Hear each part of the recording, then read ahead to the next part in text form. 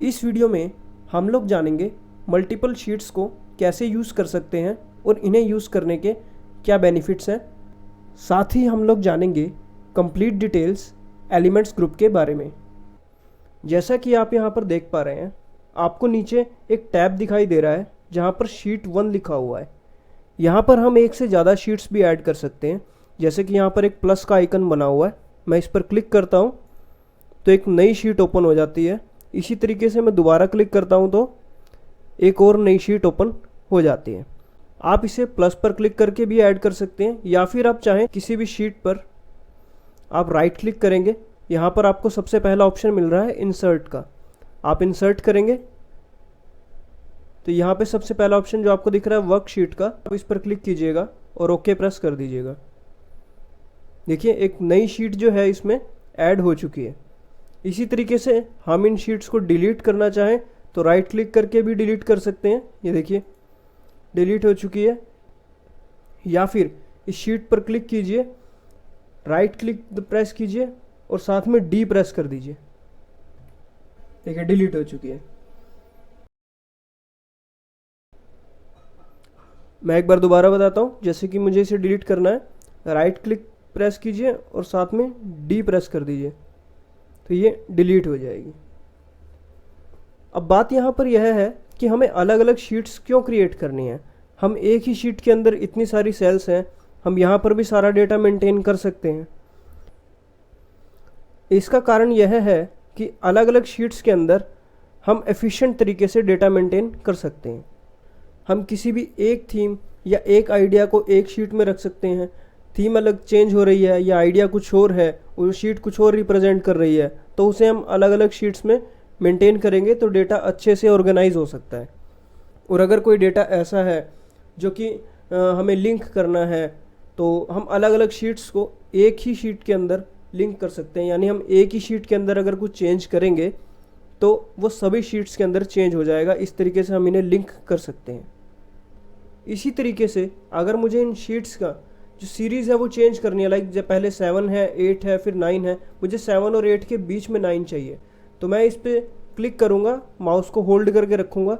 यहाँ पर देखिए एक छोटा सा एरो आ चुका है, मैं इसे ड्रैग करके इस तरफ ले जाऊँगा। ये देखिए एरो जो है 7 और 8 के बीच में आ गया है। यहाँ पर आके मैं माउस को छोड़ दूँगा। ये देखिए ये दोनों के बीच में हमारी शीट 9 आ चुकी है। इसी तरीके से यही काम मैं राइट क्लिक से भी कर सकता हूँ। जैसे कि मुझे शीट 8 है, 7 और 9 के बीच में करनी है, राइट क्लिक करूँगा। देखिए मूव और कॉपी का ऑप्शन है, मूव पे क्लिक करूँगा।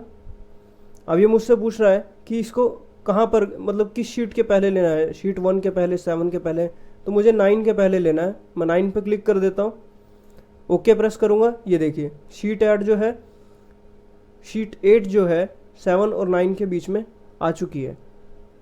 और यदि मुझे इसे मूव नहीं करना है, इसे कॉपी करना है, तो कॉपी के लिए भी वही मैं स्टेप फॉलो कर सकता हूँ। राइट क्लिक करेंगे, मूव और कॉपी पे क्लिक करूँगा। मुझे ये 9 नंबर जो शीट है वो 7 और 8 के बीच में चाहिए, तो बिफोर शीट 9 और यहाँ पे मैं क्लिक कर दूंगा क्रिएट अ कॉपी। इसकी एक कॉपी जनरेट हो जाएगी। ये देखिए जैसा कि आप देख सकते हैं इसकी कॉपी जनरेट हो चुकी है। वहीं अब मान लीजिए कि आपने अलग अलग शीट्स पे डेटा मेंटेन कर दिया है और फाइल को सेव करके रख दिया है। आप 2 महीने के बाद आएंगे, अपनी शीट को ओपन करेंगे और देखेंगे कि आपको याद ही नहीं रहेगा कि कौन सी शीट पे आपने कौन सा डेटा डाला था। तो इसके लिए हमें एक ऑप्शन मिलता है, हम अपनी शीट्स को रीनेम कर सकते हैं। ठीक है, जैसे शीट 1 लिखा हुआ है, मैं इस पर डबल क्लिक करूँगा। इस तरीके से यहाँ ऑप्शन आ चुका है। अब मैं इसे रीनेम कर सकता हूँ। जैसे कि मैं यहाँ पे कुछ भी नाम दे सकता हूँ।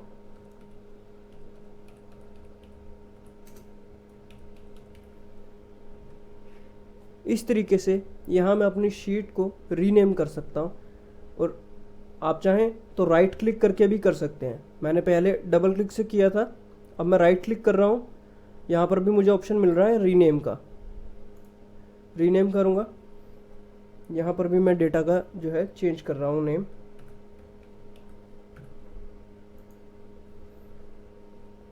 इस तरीके से हम लोग शीट का जो नेम है वो भी चेंज कर सकते हैं। अब हम फॉर्मेटिंग के बारे में जानते हैं। हमारा जो सबसे पहला टैब है होम टैब, इसमें फ़ॉन्ट ग्रुप से अगला ग्रुप अलाइनमेंट का है। यहाँ पर आपको अपने डेटा की पोजीशन मैनेज करने के लिए 6 ऑप्शंस दिखाई देते हैं। जैसे आप देख सकते हैं कि ये जो मैंने वर्ड टाइप किया हुआ है पोजीशन, इसकी पोजीशन कैसे चेंज होती है जब मैं इन पर क्लिक करता हूँ।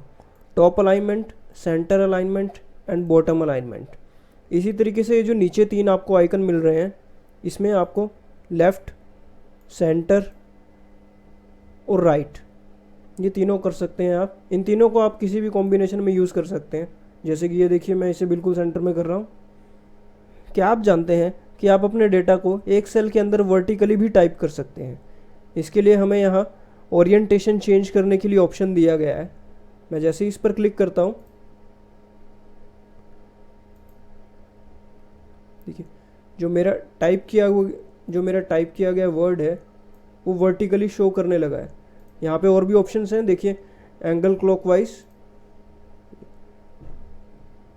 इसी तरीके से यहाँ पे रोटेट टेक्स्ट अप, ये उल्टा ऊपर की तरफ चला गया है। तो इस तरीके से ये ऑप्शंस हैं, हम इनका यूज़ कर सकते हैं।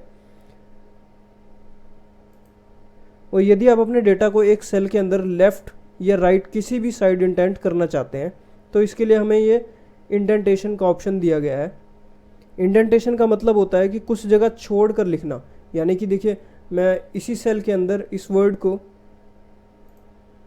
राइट की तरफ इंडेंट कर रहा हूँ, या फिर लेफ़्ट की तरफ करना चाहें तो वो भी कर सकते हैं।